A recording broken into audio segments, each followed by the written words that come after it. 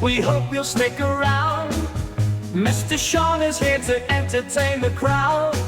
We've got a bit of everything, cause everything's allowed. Chimera Miniatures is here to stay. We hope we make you proud. Hey guys, welcome back to the channel and welcome to another installment of RPG Horror Stories, specifically another installment of the Ballad of Iris. Last week I posted a story from this ballad called The Ballad of Iris, Infinite Unsexy, and while the video didn't do all that well, I do encourage you to go to see it. Doesn't have a lot of views right now, but if you'd like RPG horror stories, it's a pretty good one. I'll post a link down there in the description. And again, while not a lot of people watched the video, I do think this is a pretty good saga, so to speak. Again, as a DM myself, I'm less interested in stories about problem players, as if I have a problem player at my table, I'm just going to kick him out. I've only had to do it twice, and one of them, did see the error of his ways, and he came back to the table. But again, it's not something that I really would struggle with. It'd be like, look, if you're ruining everybody's good time, you're out. Simple as that. But with a problem DM, I feel like they have a level of power that they're abusing that lets them stick around longer than they should be allowed to. Again, as a DM, I view it as my job to make sure that everybody at the table is having a good time, and if there's one element that is preventing people from doing that, that's a problem I as the DM need to take care of, even if that problem is me. So if I realized that the reason everybody at the table was uncomfortable was me, I'd be like, all right, let's sit down, let's have a talk, and let's figure out what we can do going from here. Even if that solution is you guys need to find a new dungeon master. Clearly, the game I want to run and the game you want to play are two very different things. But again, a lot of people in these stories don't have that level of self-awareness, and that's what's utterly fascinating to me, is when the DM is bad. And from the last story we saw that Iris, the DM, was very bad. So let's see just how bad it can get. And for that, I present to you The Ballad of Iris, Betrayal Mountain, Parts 1 through 3. Let's begin. The Ballad of Iris, Betrayal Mountain, Part 1, by Blue Vieira. Part 1 of 3. Hello, and welcome back to yet another installment of the tragic story of my party's interactions with our former DM, who we will call Iris. We're still working our way through some of the larger problems, but for now, it's time to talk about some of the in and out of game betrayals and small ridiculous things Iris did. Some of these are the in-game kind, an NPC suddenly turning evil out of nowhere, plot twists that make less than 0 sense, the classic stab in the back, but most of these are betrayals aimed at the wonderful group I play with, betrayals of our trust. I will refer to all players as the class they were playing in the first game I joined the group in, regardless of actual class at any given time. This was originally going to be 2 posts, but we already have 8 pages typed out and we aren't done. So buckle up. As always, thanks for reading. We know we're dumb for tolerating this, and I hope you enjoy our suffering. This story happened shortly before I joined the group, so I'm relying on the testimony of 3 of the players who were there. In the high-level prequel campaign, the traditional fantasy one I was brought into the group for, everyone played demigods. The demigod party had been working for a council of people who planned to betray them.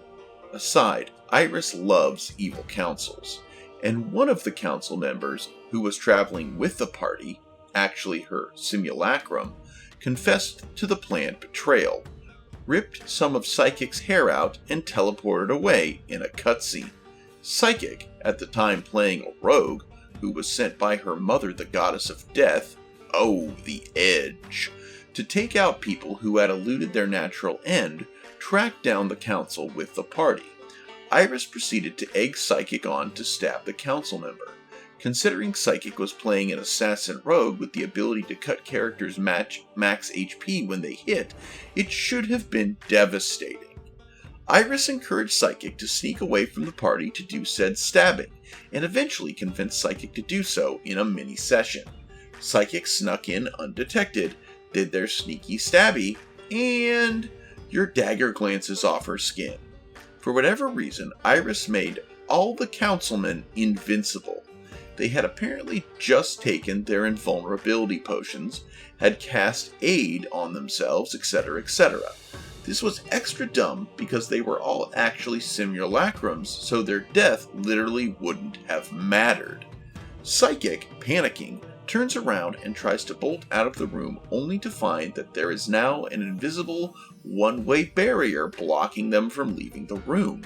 Psychic tries to use the message cantrip to contact the party who is within visible range, but Iris, who I mentioned in a previous post had no sense of distance, ruled the party was just barely too far away from the cantrip to work. Iris implied that there was no way for Psychic to leave the room, and so they had to fight the Council's invincible simulacrums and various archers by themselves, and inevitably died. Iris then publicly mocked Psychic for not misty stepping with a DC roll of whatever through the impenetrable barrier. Iris forced all demigods to have levels in Divine Soul. Just gonna interrupt here for a brief second. I guarantee you they would not have made the DC on that misty step. Iris just wanted a reason to make fun of them. After this sudden, inevitable character death and subsequent disintegration, Iris came to Psychic and told them that the hair-ripping council member from before had created a clone of her and that she would now be playing this evil clone. See Infinite Unsexy post. Yeah, they did mention that, didn't they? Controlled by the council. Psychic was to lead the party into a trap and betray them in the same room where their original character died. Their order was to stab the first party member they could when the fight broke out. Psychic did the stabbing, and just as she was getting excited to get to play this role of betrayer, Iris informed them they morphed into a generic monster that fought the party. QTPK against immortal enemies and monsters, and you would think the game ends there. It did not. What followed this was a deal with the Goddess of Evil, several boss fights, a whole bunch more simulacrums, a second deal with the Goddess of Evil, look forward to that in a future post, some depressing roleplay, and a boss fight with the God of Destruction while the zombie apocalypse happens in the background. Cue one disintegration and resurrection of Rogue later, Psychic is told that she has to obey her deal with the Goddess of Evil and run off to go do stabbery. I mean, to be fair, if I didn't know that this whole thing was being orchestrated by a problem DM, that campaign sounds pretty lit, not gonna lie. I'm sure it wasn't, though. Bard, a crazy multi-class at the time, has sworn in-game to protect Psychic's character and goes to follow her to the ends of the earth. Iris didn't like this, as it would interfere with their future plans. So at the start of the epilogue, Iris ruled Bard turns to dust because Iris said so. Rogue's character swears to hunt Psychic down and not rest until she succeeds. Iris instantly cuts to decades later, tosses a romantic interest at Rogue, and declares that by the start of the next campaign, she would drop from level 20 to level 12. Even though Rogue's player said that she would keep training and hunting Psychic forever until she was put out of her misery. In contrast, we have Psychic's updated boss character sheet. Again, already we have some pretty glaring examples of a DM removing player agency, and I think it's only going to get worse from here. Brace yourself before reading onward. Oh, we're braced, OP. We are braced. Psychic's former character turned Goddess of Evil minion would be tortured for centuries and then gain a passive stealth of 40, an automatic hit that deals a guaranteed 170 damage with no save against anything she hit while stealth. Oh, and anything she killed was permanently unrevivable as long as she was not erased from existence. On top of this, the former edgy assassin literally could not die as long as the goddess of evil existed. Shadow the Edgehog has nothing on Cass. This is the Cliff Notes version of this story, as I wasn't there and don't have incredible saint-like patience required to explain the rest of that chaos. Iris told the players that they didn't have to keep track of travel items on their character sheets such as tents, bedrolls, rations, etc. Iris constantly checked our character sheets and would sometimes punish players for not having those items. You don't have a tent on your sheet, so you have to sleep outside. Because you're sleeping on the ground, your clothes are becoming damaged over time. Because clothes were ripped because of this, NPCs would instantly know these characters weren't local or they would stand out. Iris insisted we carefully track the inventory space of every item. A character who brought a small tent and a bedroll might not be able to carry anything else if their strength was a 6 or so. Notably, my cleric was only able to bring a single dagger, a ring, a notebook, her clothes, and a flask. She originally had 2 daggers, but wasn't strong enough to carry both. I don't personally make my players keep track of inventory space and all that unless it was they were trying to carry something ridiculously heavy. I don't know. I know some people do it. No shame to them. I feel like it slows things down, and that's not what my players want, so I don't do it. But if you do, hey, that's on you. If it works for your game, it works. But I feel like this is just Iris being malicious again. Ranger asked for a bag of holding in-game after being with the group for a while already, as their new character was a potion maker and carried tons of bottles and such in a game where Iris told everyone they could have 1 magical item to start. Iris told Ranger that they absolutely could not have a bag of holding. One session later, a new player was added to the group without Iris asking or informing anyone. Iris gave the new player a bag of holding, which Ranger found out in-game when the new player offered to store all the party's junk in their new bag. Well, that just seems malicious. I have a background that involved writing and altering legal contracts. I no longer perform those duties, but I remember a lot of it. Iris, upon finding this out, requested that I help them create a legally binding magical contract with airtight terms.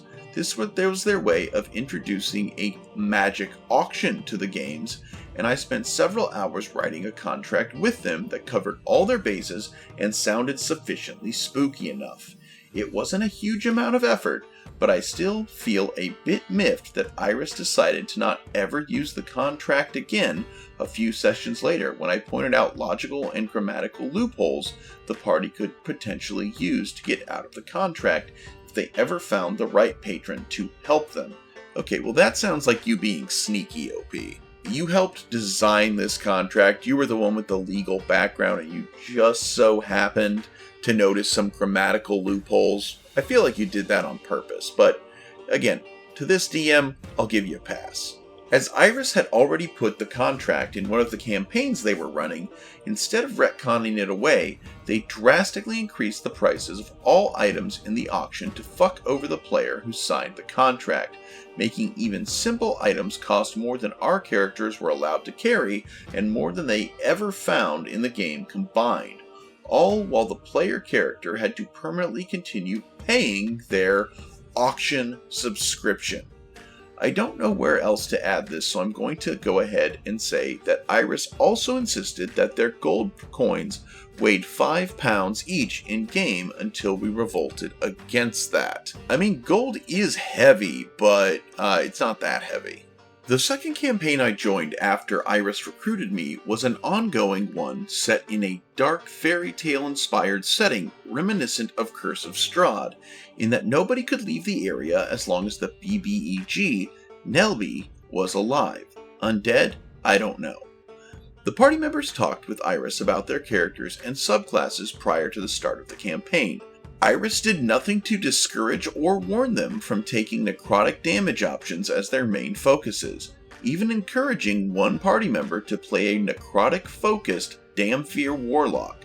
Only in the second session of the campaign did Iris reveal that essentially every enemy in the entire campaign was immune or resistant to necrotic damage, as Nelby, her council, their soldiers, and just about everything else was undead. Iris did not allow takesy-backsies after revealing this. I mean, it's one thing, like, let's say you have someone who is really big on just throwing fire spells out, to occasionally throw in an enemy that is either resistant or immune to fire damage, but to make an entire campaign of undead and then allow people to take fully necrotic spells, kind of a dick move there, Iris. Iris did eventually allow Barbarian, at the time a Phantom Rogue, to swap to a Bloodhunter subclass that was Warlock-ish after taking my character's grandma as a patron. Well, that's because nobody makes spells like Grandma used to make. There is a lot of context I need to add here, so please bear with me.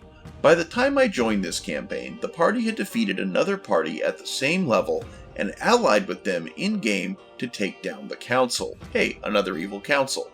They had agreed to set out to find an associate of Bard's character to help them track down the Undead Destroyer.exe, a MacGuffin weapon that was the only thing that could permanently kill undead in this setting, supposedly. When I was invited to the game, I decided to make a reverse Red Riding Hood. Scarlet was raised by wolves who attacked an old lady at her cabin, only for the old lady to pull out a woodsman's axe and turn Scarlet into an orphan for the second time before adopting her. Ooh, that's some edgy Red Riding Hood right there.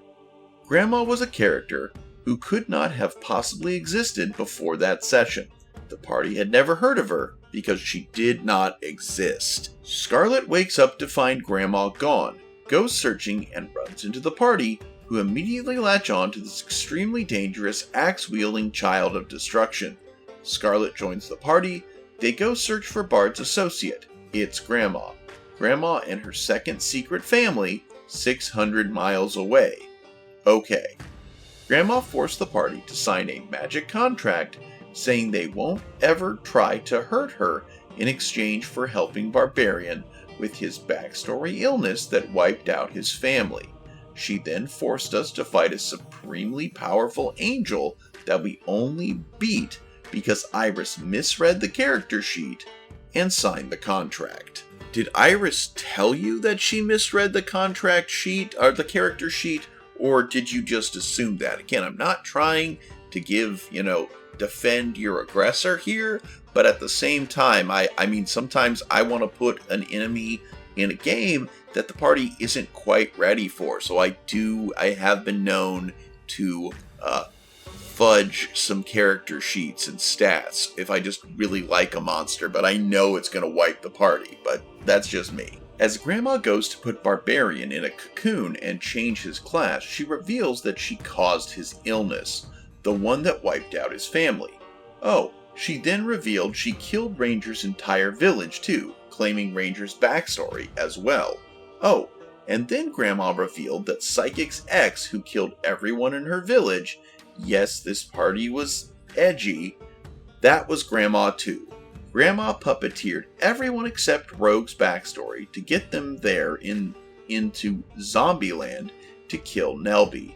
Turns out that was a lie, but I'll save that for the final Iris story. Party can't Grandma anymore, so we fuck off, go to visit Bard's family after getting the MacGuffin, and Iris has completely changed his backstory too.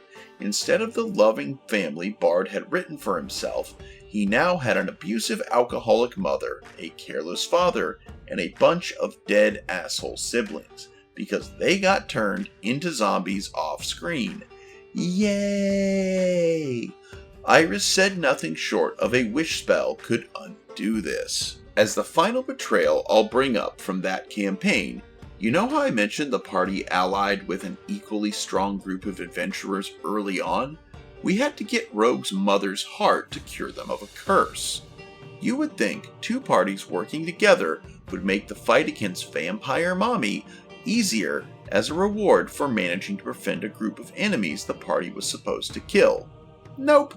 Iris ruled the original version of Vampire Mommy wasn't a good fight anymore and made a custom CR40 monster that could fully heal automatically 3 times, gaining new attacks each time, could cast Power Word Kill, would summon a bunch of mobs automatically, and could take a free second turn as a mythical each round as our prize. We also automatically used a reaction to attack any healing characters mid-fight. On top of that, on top of what I just described, they had about 15 other abilities and made a minimum of 5 attacks a turn, all on top of having a time limit before the guards showed up to help her. Yay! We won! But I'm not proud of how much BS we had to do to claim that victory. Rogue's Edit. At the start of this campaign, Rogue gave themselves a single friend in their backstory, their butler, who was unendingly loyal to her as well as being her father figure. This was a feature of her noble background. Iris killed the butler off in an off-screen cutscene in the second session. And that is the end of part 1, guys. We're going to get to part 2 here in just a second, but please give me a brief moment to remind you that if you like this channel, please be sure to like, leave a comment, and subscribe if you haven't already. We're trying to get to 1,000 subscribers this year. Now on to the Ballad of Iris, Betrayal Mountain, Part 2. The first campaign after I joined the group opened in a pretty magnificent manner. The party was forced together to confront the reality of a giant robot man who wanted to inflict the AI socialist revolution upon a medieval world. Honestly, nice opening, Iris. The relevant characters here are my cleric, the changeling rogue, and psychic. Before the start of the campaign, Iris, psychic, and rogue all agreed to the idea of building towards an in-character romance between the latter two. By the end of Session 2, everyone but Iris realized that plan was dead, as Rogue hated Psychic, and Psychic wasn't particularly fond of Rogue. Sometimes characters come out differently in-game than they do on paper. Oh well. I mean, it sounds like they tried to arranged marriage their characters, but the two met for the first time and were just like, nope. Cut to a few sessions later, and my cleric and rogue had a nice little side moment after we were pulled into a private call where my character, who was a doctor, figured out that Rogue was a changeling. Honestly, the reveal was a little forced by Iris, but it did have a nice moment where my cleric and Rogue walked away trusting each other a bit more, and Rogue was even smiling. I thought it would be funny if Iris mentioned that Rogue comes back looking satisfied and more relaxed about my cleric after the call. But Iris ixnayed that because they were still hoping their rogue/psychic ship would sail. No huge loss, but that ship was already chilling with Poseidon. 4 sessions into the campaign, the party encountered a soldier who was acting strangely and attacked the party out of nowhere, lunging forward and getting violent. We were forced to fight back to protect ourselves and managed to stun him long enough to knock him out and tie him up. My character examined him, used a disease-finding spell, and we found out he was infected with a new fungal zombie disease. Neat! The first arc of the campaign was shaping up to be a spread of this sapient zombie disease. A bit of roleplay happens, the party gets surrounded by soldiers who check to make sure they aren't sick, and my character, who is dressed as a noble, is interrogated by the soldiers. Honestly, once again, props to Iris up to this point. I mean, yeah, it seems when it comes to the non-sexy stuff, Iris is not nearly as bad as they were in the first story, but let's see where this goes. I feel I should explain my character at this point. My character was a humanoid doll made by a noble in the distant past to give to his sickly daughter, who few people would willingly approach. Her purpose was to protect and care for this child, Rena. Rena led Eska around everywhere. They were never separated, and with the innocence of a child, Rena started forcing Eska to make decisions. What's your favorite flower? Which book is your favorite? Do you like this one or this one better? Rena always forced the doll to make a choice, and gradually, over time, This caused the doll to come to life, growing a soul. Without spelling out all the intermediary backstory, eventually the doll cured Raina, and Raina grew to become an adult and fell in love with an inventor. The inventor's name was Cecil. I actually do remember this. You mentioned this character in the last story. The one where Iris asked a very not safe for work question about your doll and its uses, I believe. The giant robot I mentioned earlier, that was Cecil, or rather, what is left of him. Cecil knew everything about the doll Eska. He knew that she was intelligent, did not need to rest, and was the most skilled medic in the history of the kingdom, knowing more about medicine than literally anyone else. Okay, bit of a Mary Sue, but we're going to pass over that. Cecil, who was shaping up to be a major BBEG who wanted to eliminate work in the country in exchange for nearly all metal resources, had created an entire army of robots and led them far to the north, but not before leaving Eska with a ring that would allow them to talk to each other for 10 minutes a week. Knowing Cecil will definitely want to do something about the new zombie fungus plague that is just being revealed, I had Eska contact Cecil. Eska was going to travel to the capital and begin work on a cure. She already had samples, and I'd rolled extremely high on my medicine checks to figure out the basis of a fungal vaccine, with Iris telling me that Eska 100% had the know-how to make a cure. Eska asked that Cecil be prepared to distribute the cure once she was done making it, and to give her at least a week before taking any actions. Iris said that Cecil agreed. Once again, I would like to mention that Cecil knows Eska is essentially built for this, and he's 1,000 miles north of the capital and can't teleport anyways, right? Fast forward 3 days in-game. One session since we fought the knight, we arrive at the capital to find the entirety of Cecil's robot army and Cecil himself at the gate. Somehow they all ran across several rivers straight south, around 1,000 miles in the time it took us to travel a little over 100 miles. We arrived just in time to see Cecil blow up the city wall of the capital and send his army in. As he turns to Eska, "Why didn't you wait?" I asked. "You told me you'd wait. You agreed." "You were taking too long. I will take the resources in the castle and make the cure and distribute it," the giant robot replies. "You don't even know anything about medicine. Why wouldn't you wait? You know I could have accomplished this." "Humanity couldn't wait that long. I will brute force the cure, even though it will take far more resources, blah blah blah blah." Cecil went on a nonsensical monologue and then raised his enormous adamantine hand. "Now turn around and leave. There is nothing I can do to you which will not kill you, Eska." Iris reminded me that Cecil, who was essentially a souped-up adamantine golem, did tons of thunder and force damage. I had wanted to give my porcelain doll cleric a bludgeoning weakness, and Iris had initially agreed to that, but around the time Iris made Cecil's boss sheet, they suddenly insisted that they wouldn't allow the bludgeoning weakness and to take force and thunder as weaknesses instead.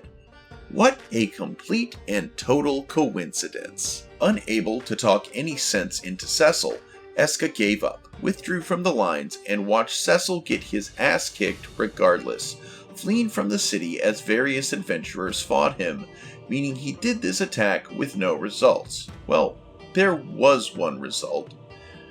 Soldiers saw Eska trying to talk Cecil down, so they arrested the entire party. Eska was forced to reveal her entire backstory to an NPC in a mini-chat and the NPC agreed not to share her story. For about 5 minutes, the party gets dragged in front of the Queen and her council, which is apparently just one of exactly 6 groups in the entire countrywide Adventurers Guild. Iris kept making the number smaller and smaller as the campaign went on. We have no clue why other than realism. And we get our first big shock as we find that Rogue is on the council. Oh wait, that's not Rogue. Just the original person Rogue had been copying as their changeling form this whole time. It turns out the adventuring party on the council had saved Rogue in their backstory and allowed them to transform into one of them to keep them safe from people hunting them. And then, this same adventurer who suggested this didn't warn Rogue or give them a chance to cover up before being dragged into the council. Iris had the Queen go on and on about impersonating a royal advisor and treason and dungeon, etc., before role-playing with themselves for a bit about how it's actually okay because their adventurer said it was. This was all really just Iris's way of forcing Rogue to reveal them being a changeling to the party. No way to avoid it, no warnings, kind of annoying. But at least that's all that Iris revealed, right? Nope. Please recall that my character Eska was a cleric doll who looked like a human. Cecil had kidnapped her centuries before and locked her away, studying her and learning to make more intelligent constructs like he had in his army. Beyond that, Eska's entire existence was a secret of her family. She didn't look like a doll, act like one, anything.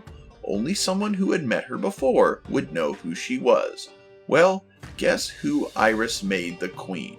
Yep, it was Reyna's great-great-great-great-granddaughter, who owned a painting of Eska, and shouted out who she was, minus the doll part, immediately as Eska walked into the room. So yeah, that was fun. Roleplay, roleplay, roleplay. The only reason the adventurer who Eska had spilled the beans to didn't say what Eska was to the whole group was because I begged Iris not to in our private call, as Eska's entire character arc was supposed to be her slowly opening up to the party as they got more and more hints that she wasn't human. I noticed this in part 1 in the stories about that campaign, and I'm noticing it here too, where Iris is doing something that DMs should do, but in the worst way possible. A good DM will weave the characters' backstories into the narrative, but what Iris is doing is co-opting those backstories, and in some cases changing them entirely, and then kind of ignoring the spirit of those backstories and just using them however they see fit, which is a bit rude to the characters and the players who have taken the time to design these backstories. So it's in the right vein of what a DM should try to do. It's just the execution is terrible, and I don't know if it's malicious or if they're just a bad DM. When I say hints, I mean I went nuts on this. I had art commissioned of Eska's face cracking and her hiding it with a hand if she ever got crit. I had a family portrait made that would be included both as a painting in her old home in-game and in a book about her family that was supposed to be rare and existed somewhere in the setting. I had been dropping hints that she only ever drank, never ate in front of the party. They would have been able to follow her to find out she was disposing of the food they gave her and that she was only pretending to drink. She wore gloves and never let anyone touch her or try to pick her up because of how hard and heavy she was. This is just the smallest list of what I had prepped, all with Iris knowing and agreeing to this being her character arc, to dropping very small hints and seeing if anyone could figure it out. Iris and I even agreed that once she began warming to the party, she could pursue her actual goal of finding Reyna's shield and sword, and then finally her grave. What happened instead? Iris had the party confront Eska, basically forcing them out of character to corner her and interrogate her into confessing who she was. Eska has never told a lie, and so I carefully had to maneuver around her being a doll, instead making it seem like her relationship with the Queen was the big secret she was keeping. The session ended there, with me upset but okay, and then Iris changed their mind. I received a message telling me that if Eska didn't tell the party she was a doll, the party wouldn't get their level up. I said no. Then Iris said out loud, If this doesn't happen, there won't be a level up. Everyone, wait. I kind of sat there for a moment, grieving for what I was about to do, and gave in. Iris, all proud of themselves, said, "You all feel as if Eska is still hiding something." And so when the next person pressed, I had Eska admit everything.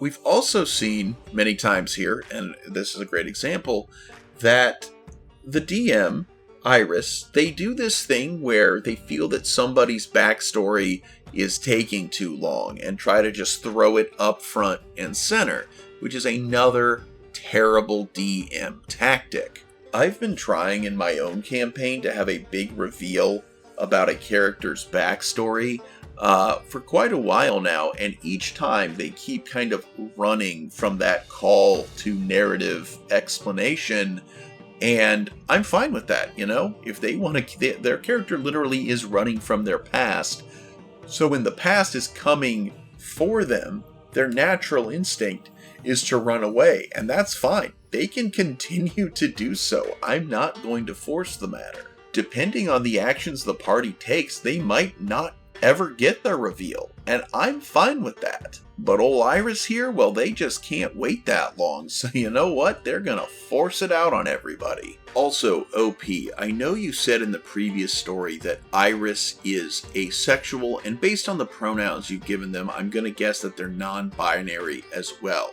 But you did not say that they were aromantic, so I'm gonna ask, did Iris have themselves a little crush on you? Because it seems like ever since you joined the party, your character's backstory, the characters you've created as part of your character backstory, have been front and center in the narrative, whether it's Grandma or Cecil or even the descendants of your doll's owner are all very front and center in these stories, and it seems like Iris is co-opting your character's backstories a little hard.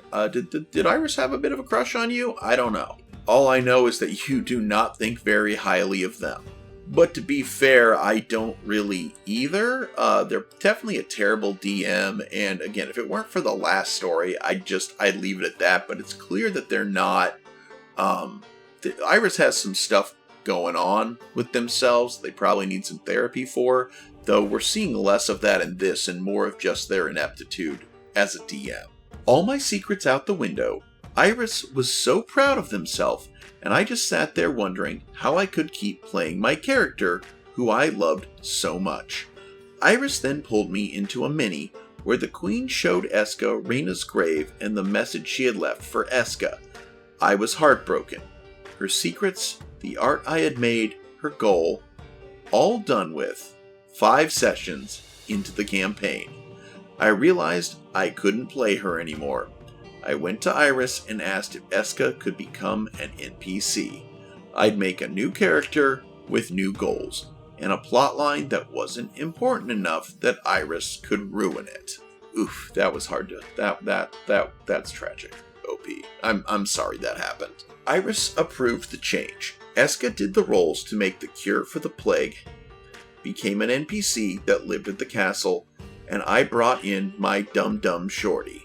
I hoped that the party could stay in touch with Eska, but other than allowing her to show up once to give a flower as a gift and cast Gentle Repose, see Not So Gentle Repose post, Iris didn't allow Eska to ever show up again, stating that the party would rely on her to solve all their problems. This was said on a meta level anytime any party member in-game talked about wanting to go see Eska, even if they didn't have any problems. As for Cecil, Iris's justification for Cecil not listening to her, betraying her again, and somehow running 1,000 miles in 2 nights, he cracked his soul when he put it in the robot, so he couldn't make smart decisions anymore. I had been led to believe that Cecil was a BBEG we could negotiate with, but he was just another trap. Another way for Iris to show how superior they were to all our plans and ideas. Side note, Rogue told me, as we were typing this out, that they think one of the reasons Iris might have spilled the beans on Eska and forced everything to happen like that was because Iris might have become jealous at how many theories Rogue was making about Eska, and that she wasn't paying as much attention to Iris's core NPCs and villains. I had put a lot of effort into making Eska come across as cold and aloof, even though she really wanted to be cared for and was taking care of the party from the background. Iris might not have taken it well that I kinda convinced Rogue that Eska was secretly evil. Who can say for sure though? Okay, so if that is true, then yeah, Iris goes down many more pegs than they already were, because I would absolutely love it if my players were taking an interest in each other's player characters, not so much like a romantic interest, but just a general interest in their backstories, in their characters, interacting with one another. It is something that is very hard for me to get my players to do. So if that was happening and Iris got Gel, Iris is a feminine name, and I keep wanting to say she, but clearly they are a they. I apologize. Hashtag please don't cancel Mr. Sean. In between the session where those forced reveals happened and the next, I realized I could no longer play my cleric. She'd been given the goal of her arc, had all of her secrets forcibly revealed, and in general, I was in a sour mood when I thought about playing her next session. She had been given everything she could reasonably want, so there was no reason for her to stay in the party. With a heavy heart, I retired my cleric and brought in a revamped version of an old character of mine, with Iris's permission, of course. Enter Parm, the idiot supreme cinnamon roll slut divine soul who angered an angel in a previous post. Iris had been hyping up that one of the party could take a feat to learn how to enchant in-game if they had in-game reasons for doing so, thus providing the party with a persistent source of upgrading, as Iris didn't like having magical items as rewards or loot. I wish to stress that the enchanting feat was Iris's idea, not something any of us asked for. Instead of having my cleric take the feat as originally intended, when I swapped to my Idiot Supreme, it was agreed that she had already been in the city for several months learning enchanting from the Master Enchanter and fake Lich Indigo. Iris waited until after I had taken the feat under the agreement that there were no takesies backsies to reveal that it wasn't enough to have already learned how to enchant and to have the resources and time to do so. My character needed to spend an immense amount of time studying mid-game to make even common items. I really don't like all these gotcha moments Iris is pulling on the party. It's like you're not more clever than them. You create the entire world. You can do anything you want to do. You didn't get them. You just kind of decided you didn't like how they were playing in your sandbox, so you changed the rules. It's petty and narcissistic, and I don't like it.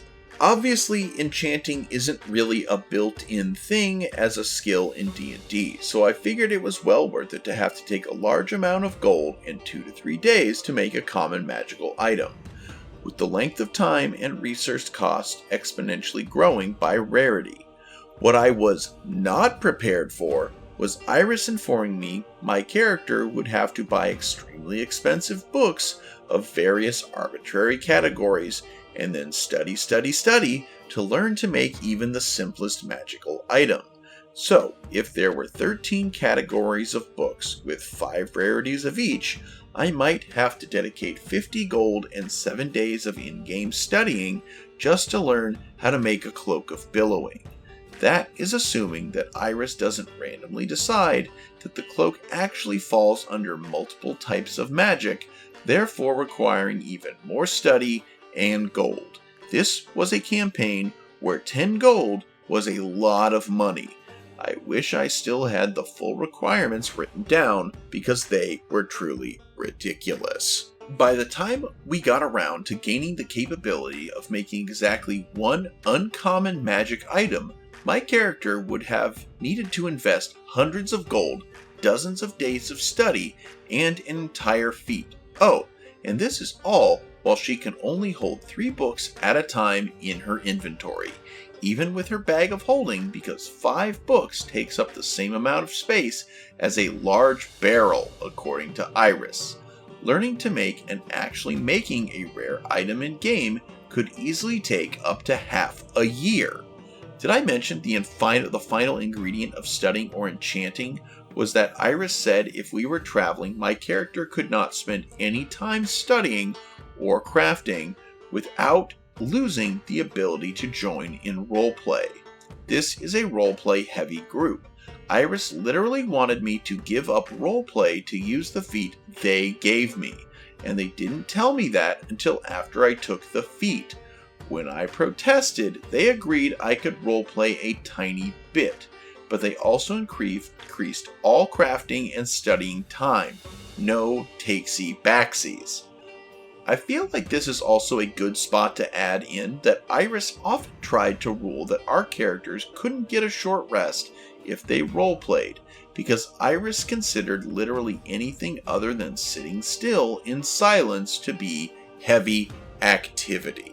Iris sounds like the megadon of all introverts if any type of talking is heavy activity. God, this DM's campaigns just sound so fucking tedious though, don't they? So that fake lich I mentioned earlier? Indigo was a lich who didn't want to be one anymore, but ran his shop pretending to be a spooky fake lich cosplayer as a kind of a theme. He and Parm were established to be good friends, and Indigo was the one who made the Raised Dead scroll from a previous story. We couldn't afford to pay for the scroll outright, so Indigo agreed to exchange the scroll for getting to study Rogue's spell thief abilities for 14 days.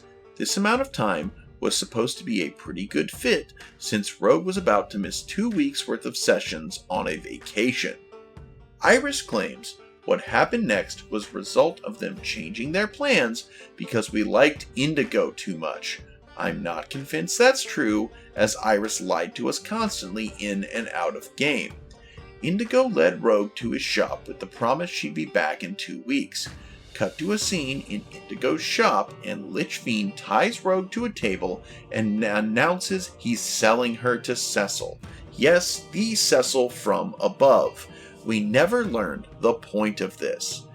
Indigo cast the spell Flawed Simulacrum, a custom version of the spell Iris came up with for reasons that we never fully understood because they didn't make sense, and made a fake rogue who he sent back to the party. This was obviously suspicious because the 2 weeks weren't up, and last we checked, Rogue didn't talk like an 80s skateboarder. It was bizarre and kinda funny. We figure out what is going on just in time for Indigo to show up at the door. Indigo has come to check on us and make sure everything is good, and is like, what the fuck is wrong with Rogue? Yeah, so Indigo and the party talk and figure out one of his flawed simulacrums, he had 12, has gone rogue. No pun intended. So the party destroyed fake Rogue and goes to confront the simulacrum. Along the way, Iris roleplays as Indigo and keeps messing up the voice for Indigo, and stops and out of character says, "Sorry guys, I can't get his accent right tonight." And we keep going.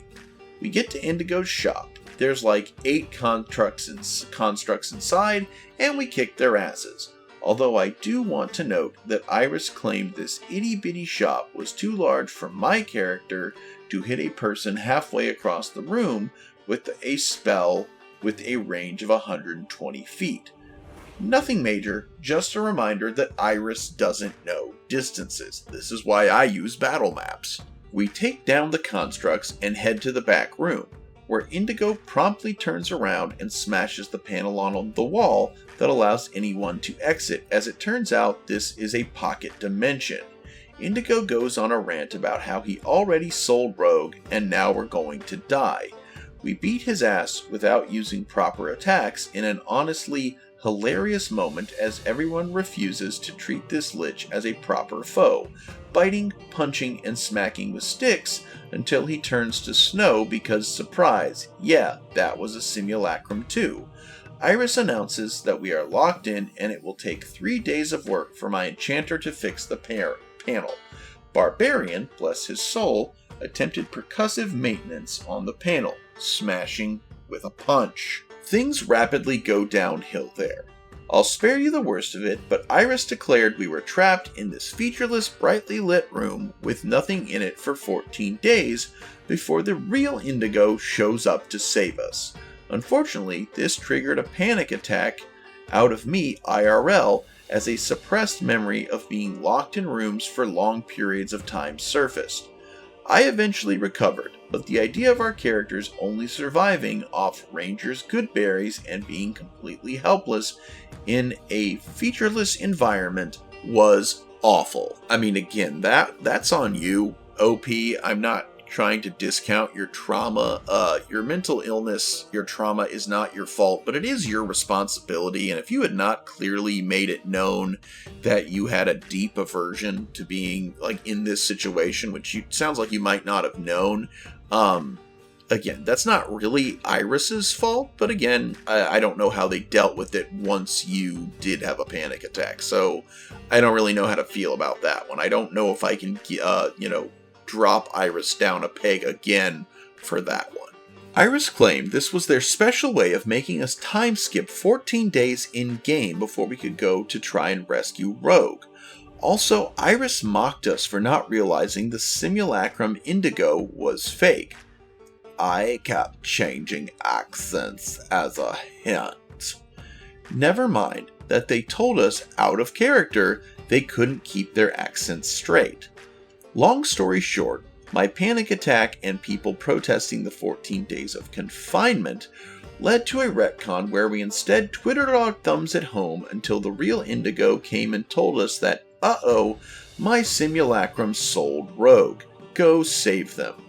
Iris's justification for the whole simulacrum thing was that Indigo was evil the whole time and that they retconned it because we liked the character? I can't help but think, why did you let my character spend 8 months with him then, when she's really good at getting to know people? I don't know. Later on, Iris tried to basically put us in a situation where Indigo would refuse to ever help the party again, and would even refuse to help my character again if they didn't leave the party because Rogue asked for compensation for Indigo's simulacrum having sold them. Again, OP, Iris really seems to like co-opting characters that are unique to your backstory as for their own purposes. I don't fully understand. Do they do this with everyone, or are you just telling us these parts because you directly remember them? Basically, I can't be sure if this is just another sign of Iris's terrible DM skills, or if you are personally being singled out. Like, you do seem to have a bit of main character syndrome, but that's just like a vibe I'm getting. I don't have any concrete proof. Your doll seemed to be a bit of a Mary Sue, but I don't know. I don't know if Iris is trying to just bring you down a peg, or if, you're seeing it through some slightly narcissistically tinged glasses, and Iris is just a bad DM. I honestly can't tell. It was so much easier to full-on hate Iris in the last story where they were pushing people's sexual boundaries as opposed to just kind of being a shitty DM. In a previous post, I mentioned an incel character who Rogue cannot stand hearing about even to this day.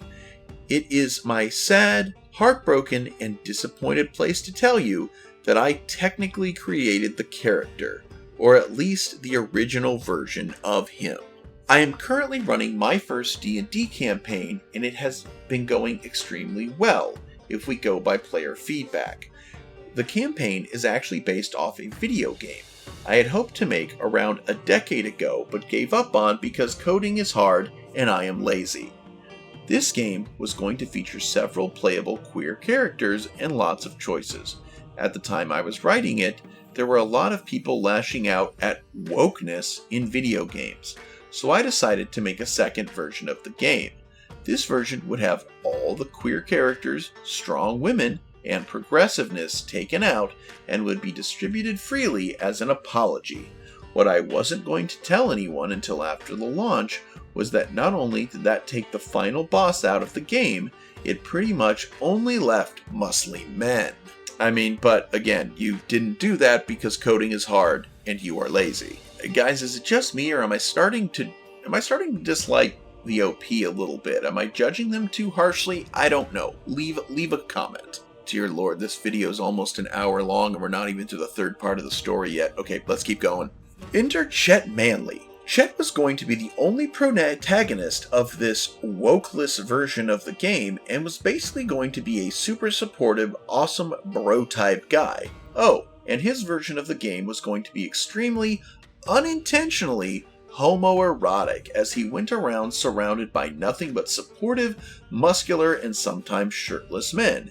It was basically my version of a joke. For someone who wanted to make a, woke, so quote-unquote, your words not mine, game, this seems like a lot of 90s era gay jokes is what you then decided to make, but you do you, I guess.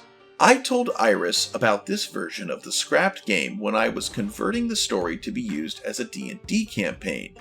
Unfortunately, I think Iris didn't hear all the supportive, friendly bits about the character. Instead, a couple of sessions later, my group shows up in Iris's campaign after joining the Adventurers Guild and finds an absolute ass outside their front door. Iris had asked if they could use Chet as a reference in their own campaign. What Iris didn't tell me was they were going to make him into an insufferable, harassing, sexist incel of a reporter who Iris would use in-game to stalk and harass the character of the player they had a crush on. Ranger nearly shot the dude, and I don't blame her. He even tried to break into the gay bar mentioned in a previous post to continue harassing the female-presenting party members. I feel like I need to stop writing anything more about Chet at this point because Rogue is considering strangling me. He only showed up for a little while, but he is seared into our collective consciousness. I will never be able to use him in anything ever, thanks to Iris. A part of me wants to say Rogue sounds like they're a bit too sensitive, but knowing how far Iris can push things from the previous video, go watch it. I'm gonna believe you on this one. As an aside, this isn't the only incel character Iris added to a campaign of theirs, and every time one showed up, Iris would giggle maniacally out of character at our frustration and disdain towards the characters. At one point, Iris created literally an immortal incel that kept reviving with more power and following the party as punishment for killing him earlier on. We only managed to permanently, we think, put him down by dealing a finishing blow with a very specific magical item. Rogue will cover more of those characters in their upcoming post. Too long didn't read. DM hates when players have interesting secrets, characters, roleplay, or lives. Forces reveal of all character secrets because their secrets are cooler. Adds an enchanting feat to the game and punishes player for taking feat. DM locks PC in a room for 14 days so they can have a time skip. DM turns wholesome character into incel. Well, that's all I can stomach typing for tonight. Part 3 will likely come out this weekend. Thanks for reading. Please leave your harshest judgments in the comments. Well, I don't feel like those were my harshest judgments, but they were judgments all the same. So, before we conclude this video with part 3, let me take a brief break to ask you politely that if you enjoy this content and would like to support the channel monetarily, that you consider joining as a YouTube member, joining the Patreon, possibly leaving a one-time PayPal donation, leaving a super thanks on this video, or heading on over to eBay or Mercari to check out my custom miniatures and collectibles that I have for sale. Links will be in the description. And with that being said, let's get to part 3. Hey all! Today it's finally time to crest the peak of Betrayal Mountain. Thus far, most of the betrayals that I've typed out have been in-game. The ones I've saved for this last entry are the ones that hurt on a more personal level as they were mostly out of game. Some of these only 1 or 2 people witnessed. Some of them we were all there for.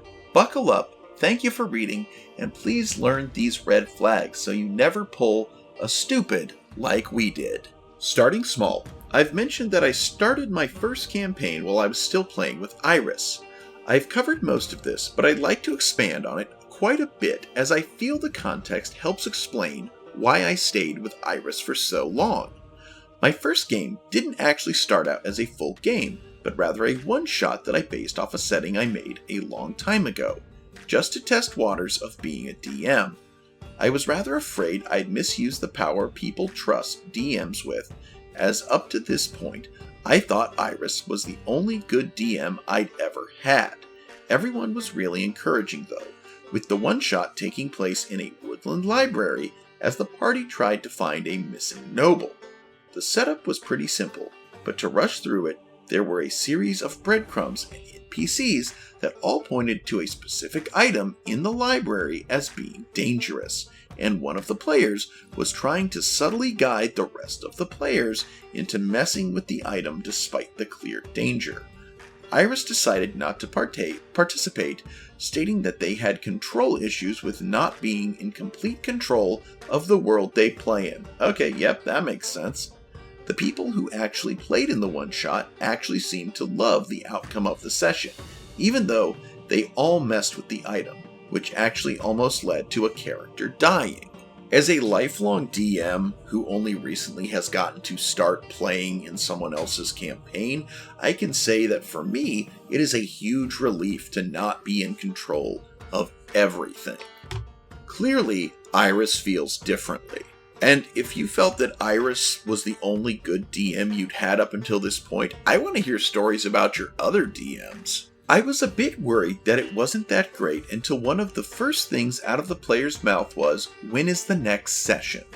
It made me really happy that people liked it so much, and that I hadn't messed it up. Instead of being happy for me, however, when I told Iris how it went and that I'd be prepping a continuation of the story, Iris told me what I'd done letting one player have extra knowledge and be a built-in traitor was really screwed up, and that they'd have been pissed if they'd been one of my players.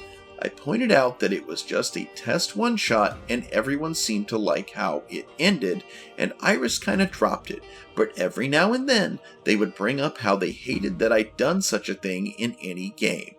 The character who betrayed the party was pretty much there to add a wild card element and to help point the players towards choices they could make in-game, and never forced anyone to do anything. In fact, the character is now an NPC in the setting that players seem to really get a kick out of. Memorable, you know? Anyways, I go to make a second session and Iris asks if they can join. At the time, I really looked up to Iris as a DM because I was under the impression that they knew what they were doing. The horror stories hadn't really sunk in yet, as silly as that might seem, so of course I said yes. Please make a character. Iris came back with a character that technically fit all the requirements: level 6, simple backstory, reason to be in the library. But he was also basically the uber nerd with a stereotypical lisp. In the mini I did to bring Iris up to speed and give them a feel for the setting and a chance to give me advice, they had their bard harass the attendant assigned to them within the library. Not in any creepy way, to be clear, but more like making her life miserable. I probably should have stopped Iris then, but when I pointed out that I asked them to make a serious character, they just said, "He is a serious character. Don't worry, he'll be fine in session." And I accepted that. Once again, not my brightest moment, but I looked up to Iris when it comes to D&D. Session 2 of what was now a 3-shot rolls around and Iris's character joins the party. Within a couple minutes of joining the party to help them solve their mysteries and go talk to the librarian, Iris had their character, who I'm going to call Bob, assert that they simply know things without asking me several times, and tried to prompt several rolls in the middle of someone else's talking before Bob just kinda started annoying Rogue's character. Iris had a crush on Rogue out of character, but had never had the chance to poke at them with an actual PC. Oh, that explains the getting rid of your doll. It's because Rogue took an interest in them. Okay, they have a crush on Rogue. Interesting. Still doesn't explain why your NPCs get front and center, but it's something. It wasn't the worst thing ever, but it was pretty awkward. Between the lisp, Bob insisting on following Rogue around, interruptions, and constant assertions of knowledge, the mood strained pretty fast. Iris tried to interrupt Barbarian during an important moment to talk to Rogue several times, and I told Iris, "Hold on a moment, Iris. Barbarian is saying something important. We'll get to you in just a second." Iris responded to what I thought was a gentle correction by muting and then leaving the call. A few moments later, I got a message from Iris saying that they were sorry. It was their first time trying to be as PC in like 10 years, and they were embarrassed. This apology made sense to me. We all get a little too excited sometimes. So I moved on, and the rest of the session went pretty great according to my players. I was going to put something self-disparaging here, but they got on to me. LOL. I mean, I get where your players are coming from. It's always good to encourage a budding DM, especially when they do something truly remarkable. In this campaign I'm playing, and my cousin is the DM, he had like this subplot where he was going to have us framed for the murder of the lord of this big city, but we did manage just barely to save them from the assassin, though he was in critical condition, and we were put on trial. And while he had imagined, since he thought that the lord was going to die, he kind of, off the top of his head, he claimed he was pulling it out of his ass after the fact, made this whole trial and this big reveal of, a conspiracy of a secret cabal trying to take over the city, and I even had to, my eloquence bard had to kind of be the party's lawyer. It was amazing. It was an amazing session all the way through, even before that plot point and after. And I told him, I'm like, dude, that was really great. That was amazing. And that's the thing, is that people don't think typically that they're doing a good job. So it is important to let them know that they are and that you're having a good time. So I commend OP's players for giving them that encouragement. I am glad to know from previous context that even though Iris is kind of a horror show, you were able to just, the party was able to remove themselves from Iris while maintaining the rest of the friend group. That's really great. Ranger thinks Iris might have actually been rage quitting in that moment, but as neither of us can read their mind in the past, I chose to be charitable.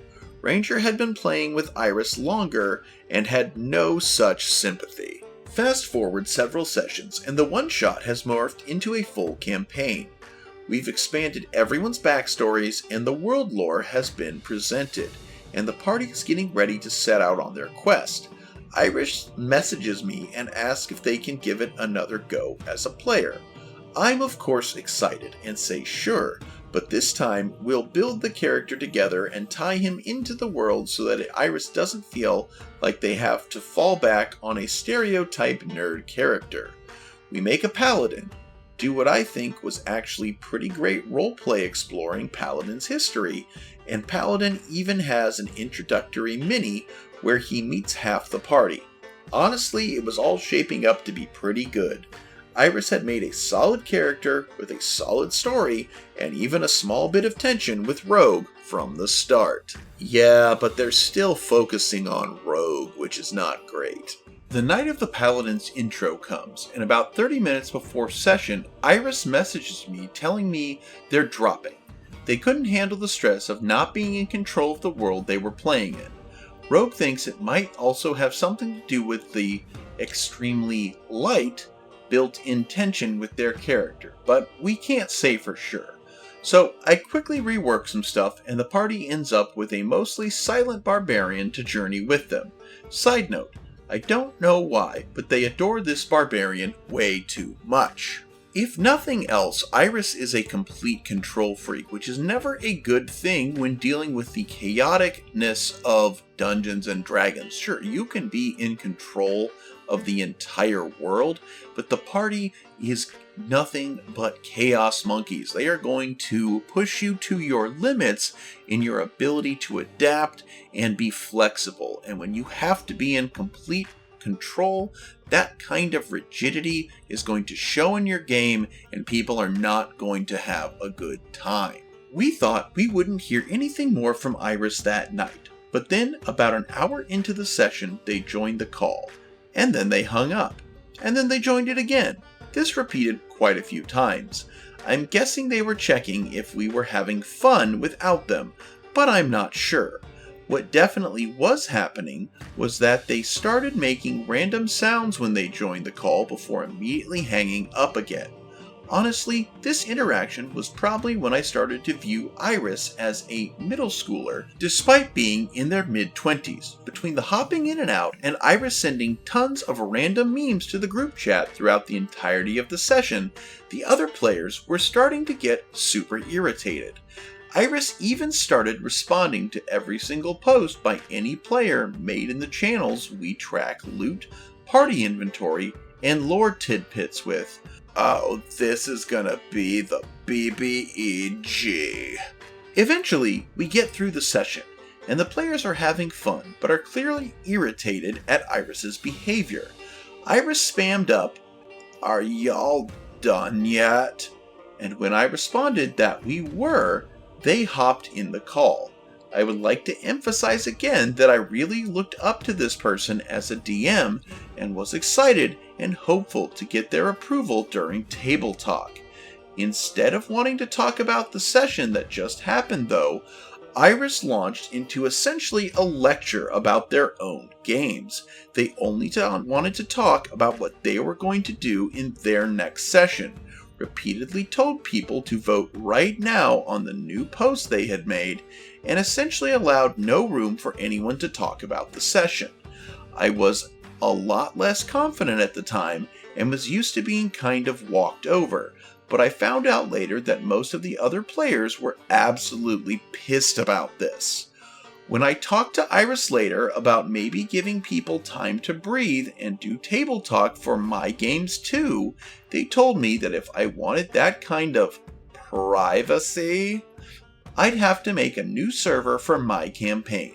So that's what we did, with Iris making me promise we wouldn't talk about them in the new server. Oh, I bet you talked about Iris a lot. Ranger wanted me to mention here that even after making this new server, Iris would tag people in their D&D server and post memes throughout most of the session when campaign was running.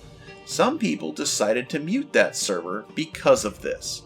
It was around this time that Iris began searching for a new person to roleplay with on session night so they wouldn't feel left out. This will come back later. A nicer little tangent here. Iris had a tendency to add new players, kick players, add new campaigns, delete campaigns, make new servers, and then delete new servers. When I type it out like that, it sounds awful, but we were all having enough fun with each other that it seemed justifiable. When Iris recruited me to their campaigns, they recruited another player at the same time.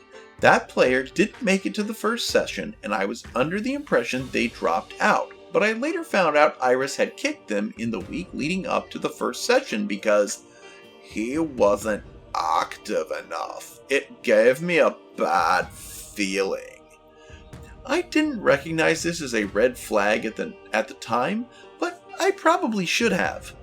Within the next 6 months, Iris kicked I think 9 or 10 players, some for valid reasons, most less valid. Ranger is informing me that in Iris's longest running campaign, Iris had a total of 21 players come and go in less than a year. Again, guys, I mentioned that I've only run 2 full campaigns. I'm currently in my second one. I've only had to kick people twice. So kicking 21 people is nuts. Iris would make a new campaign and a new server to go with it, although most of that happened before I joined the group. Whenever Iris canceled or ended a campaign, they would delete the server without warning and without giving people a chance to save anything, often without telling people the campaign was canceled. At one point, Psychic woke up to find the server gone and thought they'd been kicked from the group. A little after I was brought into the group, Ranger laid down an ultimatum that if Iris deleted one more server without warning, Ranger would not join the next one. This saved us from server hopping, thankfully, and they never deleted another one while I was with them. So Iris can be threatened. Good to know. Unfortunately, this didn't stop Iris from deleting campaigns or Roll20 campaigns. Honestly, I could probably make a post just on deleted campaigns, but I don't have the energy for that. To break it down, in 6 months, Iris canceled 12 campaigns, although to be fair, only about 6 of those got off the ground. The main campaign I joined for didn't get canceled until right before I left the group, so it seemed more stable than it was. While I'm talking about canceled campaigns, I should probably come clean here and admit that I completely failed repeatedly to learn the lesson of don't help Iris world build, as I helped Iris make entire cultures and settings, maps, and scenarios for each of these. In fact, if I'm being blunt, I probably did most of that work, and I was stupid for not stopping. Lesson learned. Yeah, I think Iris is also worried that you're a better DM than they are, which from the sound of things, because your players are having fun, you are. Literally, people talk all the time, what makes a good DM? And at the end of the day, it's, do the people that play in your campaign have fun and have a good time at the sessions? If the answer is yes, then you're a good DM. That's all there is to it. I think because D&D involves making a character that is your own, you own that character and you get attached to it, people start to think that D&D is more, there's more to it than there is. At the end of the day, it's a game. You're telling a made-up story in which other people can interact with the story and the world of that story, and if everyone's having a good time, then you're doing it fine. And if you're not, well, there are plenty of other DMs and campaigns out there. Not every story is for every person. I'm Casey Kasem. At one point, Iris and I made a test campaign with a bunch of test characters. We both put a lot of work into making these test characters, and I was really proud of one in particular. It was purely mechanical stuff, nothing to be emotionally invested in. But Iris told me one day that they wanted to delete the campaign. I messaged them back, okay, just hold on until I can save the sheets later today. Iris said okay, and then when I got home, the campaign and all sheets were deleted. Iris blamed me for this with, you know I have to delete things. You should have saved them earlier. Yep, there's that control freak again. I don't have any more to add on to that. I was just kind of flabbergasted. Iris would even send a message to give us information and then immediately delete it, and I had to ask them to stop because clearly not everyone is online 24/7 and they were missing things. Some of us had a discussion later, and with everything Iris showed us, it seemed the main reason they were obsessed with deleting things was a combination of housekeeping and not wanting to leave any records. Iris would get pissed if other people deleted or edited things they posted. We didn't see that red flag, and we really should have. Again, this level of need for control is narcissistic. It is neurotic. This is a compulsive obsession with control. And again, I think I mentioned some things that probably in the previous video, go watch it, I mentioned that Iris probably had lingering trauma based on things where they were likely not in control, and I think that is manifesting here. But guys, D&D is not therapy. It isn't. Don't act like it is. Iris has some very real mental issues that they need to get worked on. And unfortunately, instead of doing that, they're basically taking their trauma out on other people.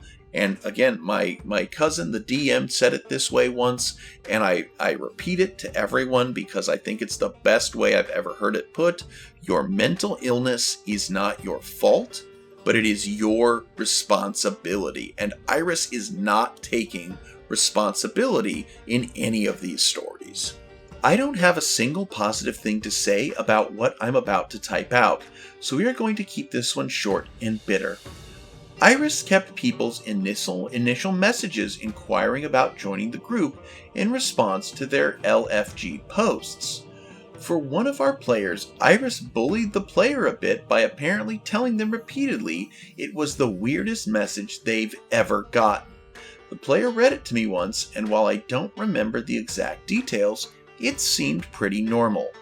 Iris also kept Psychic's first message and showed it to many other players as what not to do in a D&D application.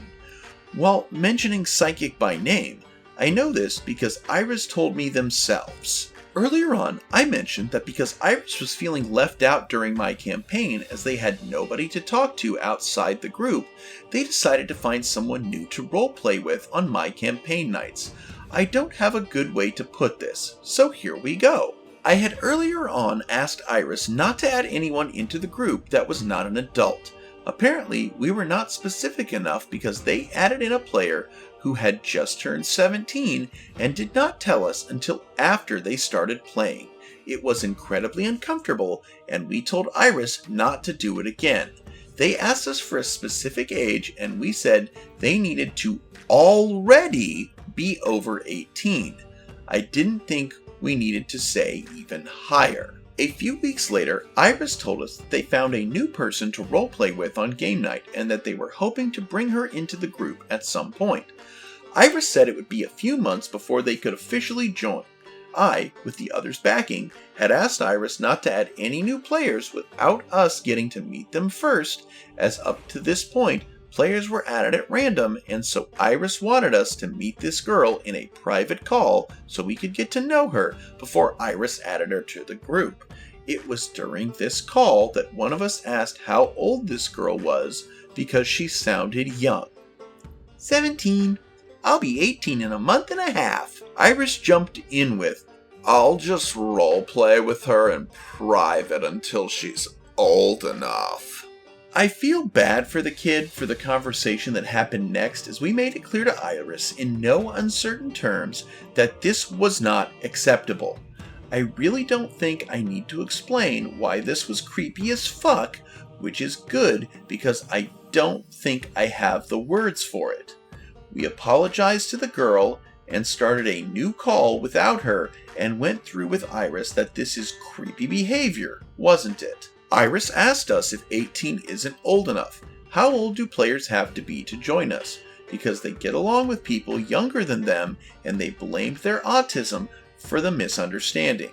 Long story short, we made Iris promise to make all recruiting posts 20 and older only from now on and to not roleplay with teenagers in private. Again, I know in the ultimate unsexy story, we made a point of that Iris is asexual, but I am getting weird pedo vibes now. Iris is sus, guys. Very, very sus. Because now I'm wondering, are they autistic? Are they asexual? Are they even non-binary? Or is this all just a ploy to hide their... I don't know. I hate to question someone's identity, but I don't trust this person. I do not trust Iris.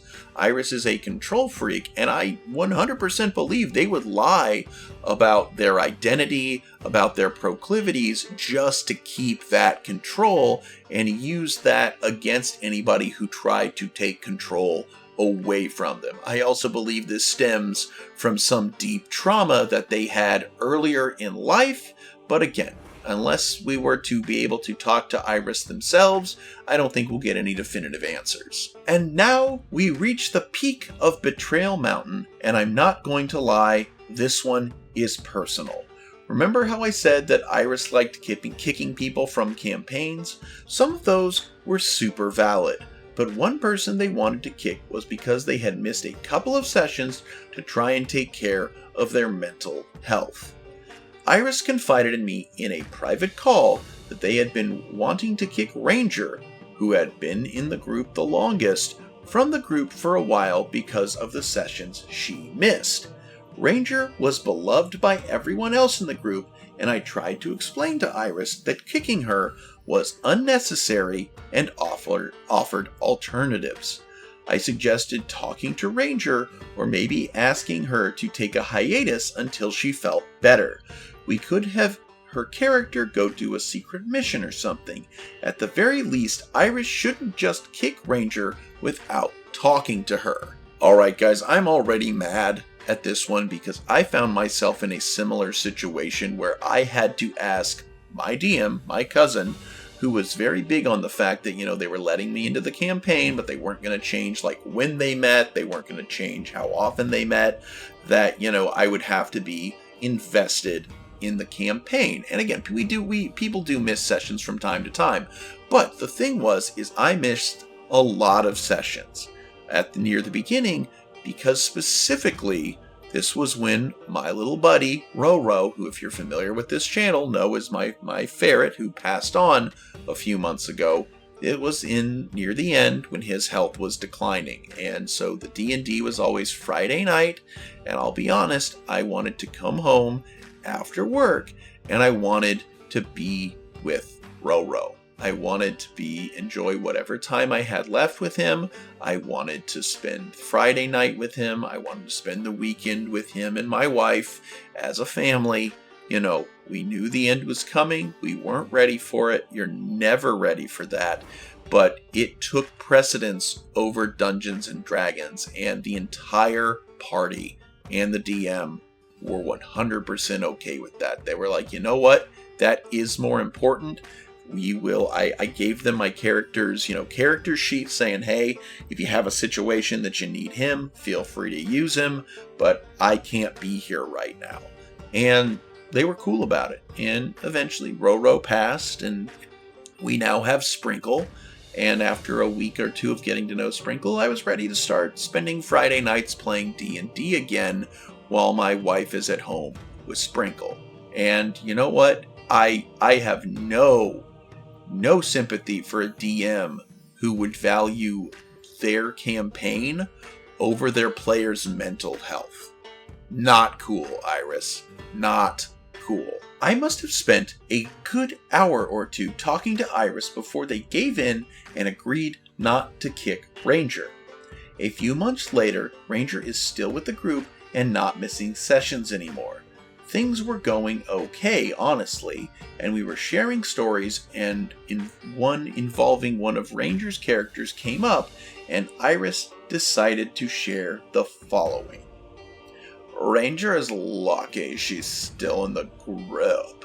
Opie tried to convince me to kick her months ago because she was missing so many sessions, and I had to talk her down. Oh, what the fuck? It was precisely that moment that I checked out from trying to help Iris in any way. The group departed from Iris less than a month later, but that's a story for the next and final post, where I will write about why Iris is called Iris, how we tried to fix things, and how the group is doing now. Thank you for reading our incredibly long vent. TLDR. Our former DM discouraged me when I launched my first game, trying to make my game about them. DM tried to add minors to our roleplay group multiple times and mocked other players to the group before lying and blaming their desire to kick someone on me in public. And guys, that ends the saga of the Ballad of Iris, Betrayal Mountain. We are, next time, we're going to get into some shorter ones. There's the final post, as well as some that I guess came before Betrayal Mountain. But again, these are all, like, smaller, different ones, not quite the sagas like these first two. Like, damn, this one went long, guys. But again, I want to thank you so much for joining me on this. And again, next round, we will get into the final tales of the Ballad of Iris. So again, guys, thank you so much for joining me today. If you enjoy this content, be sure to like, be sure to comment, and be sure to subscribe. Help us get to that 1,000 subscribers. At the time of recording, we're not quite to 900 yet, so help us get there. And then again, as I've told in other videos, I will be releasing a special song about neckbeards. Unfortunately, the AI singing program I've been using to create these songs seemingly went away with no reason. I'm hoping it comes back eventually, but you know, it is what it is. Also, if you'd like to help support the channel monetarily, there's the super thanks, there's becoming a YouTube channel member, joining the Patreon tier starting as low as $1 for both, that gets you access to all of the member exclusive content. Also, be sure to check out eBay and Mercari for all of that sweet, sweet custom miniature and then anime collectible goodness. Until next time, everybody, I'm Mr. Sean. This is Chimera Miniatures. I sincerely hope that you realize that no D&D is better than bad D&D, and that you alpha great day and an even beta tomorrow. Bye-bye. Welcome to the show, we hope you'll stick around. Mr. Sean is here to entertain the crowd. We've got a bit of everything, 'cause everything's allowed. Chimera Miniatures is here to stay, we hope we make you proud. Welcome to the show, we hope you'll stick around. Mr. Sean is here to entertain the crowd. We've got a bit of everything, 'cause everything's allowed. Chimera Miniatures is here to stay, we hope we make you proud.